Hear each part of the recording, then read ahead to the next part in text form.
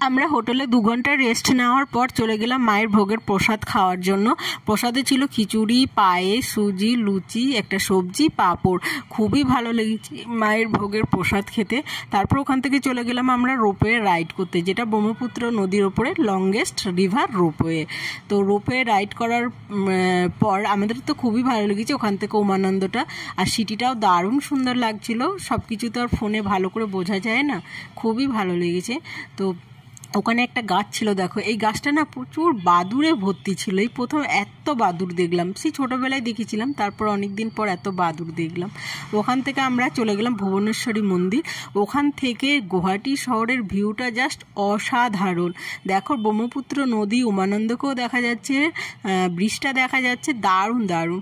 তারপরে ভুবনেশ্বরী দেখার পর ওখান থেকে আমরা হোটেলে ফিরে আসি, ব্যাস দেন আমাদের গুয়াহাটি ট্রিপ শেষ। ওখান থেকে ট্রেনে করে বাই বাই।